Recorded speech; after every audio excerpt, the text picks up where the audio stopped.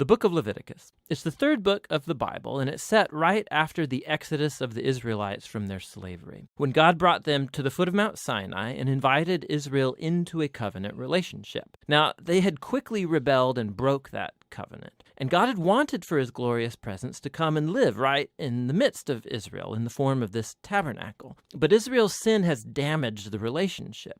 So, at the end of the previous book, Exodus, Moses, as Israel's representative, could not even enter God's presence in the tent. The book of Leviticus opens by reminding us of this fundamental problem. It says, "The Lord called to Moses from the tent." So the question is, how can Israel, in their sin and selfishness, be reconciled to this holy God? That's what this book is all about, how God is graciously providing a way for sinful, corrupt people to live in his holy presence. Now, let's pause for a second and explore this really important idea that God is holy. It's fundamental to understanding this book. The word holy means simply to be set apart or unique. And in the Bible, God is set apart from all other things because of his unique role as the creator of all, as the author of life itself. And so if God is holy, then the space around God is also holy. It's full of his goodness and his life and purity and justice. So if Israel, who is unjust and sinful, wants to live in God's holy presence, they too need to become holy. Their sin has to be dealt with. Thus, the book of Leviticus. Now, the book has a really amazing symmetrical design. It explores the three main ways that God helps Israel to live in his presence. The outer sections are descriptions of the rituals Israel was to practice in God's holy presence. The next inner sections focus on the role of Israel's priests as mediators between God and Israel. And inside of that are two matching sections that focus on Israel's purity. And then right here at the center of the book, there's a key ritual, the Day of Atonement, that brings the whole book together. The book concludes with a short section where Moses calls on Israel to be faithful to this covenant. Let's dive into the book. The first section explores the 5 main types of ritual sacrifices that Israel was to perform.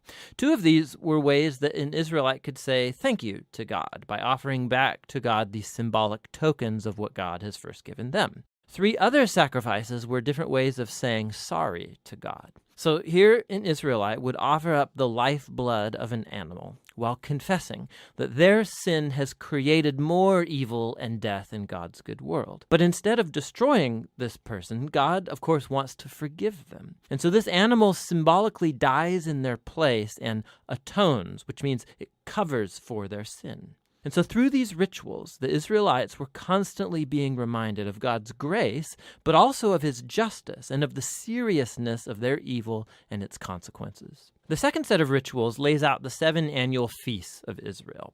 And each of these retold a different part of the story about how God redeemed them from slavery in Egypt and brought them through the wilderness on their way to the Promised Land.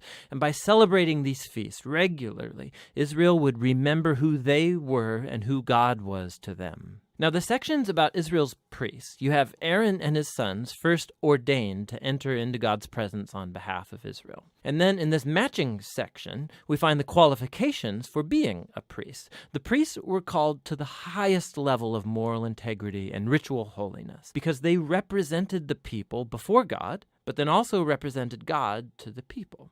Now, we find out why the priest's holiness matters so much back here in this first section. Right after the family of Aaron was ordained, 2 of his sons waltz right into God's presence and flagrantly violate the rules. And so they are consumed by God's holiness on the spot. It's a haunting reminder of the paradox of living in God's holy presence, because it's pure goodness, but it becomes dangerous to those who rebel and insult God's holiness. And so it's important that Israel's priests become holy, and also that all of the people of Israel become holy, which is what the next inner sections are all about. Chapters 11 through 15 are about the ritual purity required of all the Israelites, and chapters 18 through 20 are about the moral purity of the people. Here's what's underneath all of this purity and impurity language. Because God is holy and he's set apart, the Israelites need to be in a state of holiness themselves when they enter into his presence. This was called being clean or pure. God's presence was off limits to anybody who was not in a holy state, and this was called being unclean or impure. Now, an Israelite could become impure in just a few ways. by contact with reproductive body fluids, by having a skin disease, by touching mold or fungus, or by touching a dead body. Now, for the Israelites, all of these were associated with mortality, with the loss of life, which gets us to the core symbol of all these ideas. You become impure when you're contaminated by touching death, so to speak.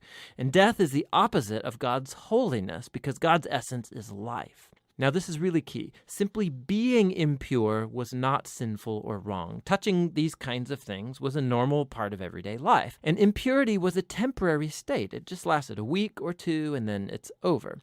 What was wrong or sinful was to waltz into God's presence carrying these symbols of death and impurity on my body. Don't do that. Now, the last way of becoming impure was by eating certain animals, and the kosher food laws are found right here in this section. Now, there have been lots of theories about why certain animals were considered impure and off limits. To promote hygiene or to avoid cultural taboos, the text just isn't explicit. But the basic point of all of these chapters is really clear. Altogether, these work as an elaborate set of cultural symbols that reminds Israel that God's holiness was to affect all areas of their lives. This corresponding section over here is about Israel's moral purity. The Israelites were called to live differently than the Canaanites. They were to care for the poor instead of overlooking them. They were to have a high level of sexual integrity, and they were to promote justice throughout their entire land. Now, here at the center of the book, we find a long description of one of Israel's annual feasts, the Day of Atonement. Odds are that not every Israelite's sin and rebellion would be covered through the individual sacrifices. And so once a year, the high priest would take 2 goats. One of these would become a purification offering and atone for the sins of the people. And the other was called the scapegoat. The priest would confess the sins of Israel and symbolically place them on this goat, and then it would be cast out into the wilderness. Again, this is a very powerful image of God's desire to remove sin and its consequences from his people, so that God can live with them in peace. The book concludes with Moses calling Israel to be faithful to all of the terms of the covenant. And he describes the blessings of peace and abundance that will result if Israel obeys all of these laws. He also warns them that if they're unfaithful and dishonor God's holiness, it will result in disaster and ultimately exile from the land promised to Abraham. Now, if you want to see how Leviticus fits into the big storyline, it's helpful to look at the first sentence of the next book of the Bible, Numbers. It begins, "The Lord spoke to Moses in the tent." So we can see that Moses is now able to enter God's presence on behalf of Israel. The book of Leviticus, it worked. So despite Israel's failure, God has provided a way for their sin to be covered so that God can live with sinful people in peace. And that's what the book of Leviticus is all about.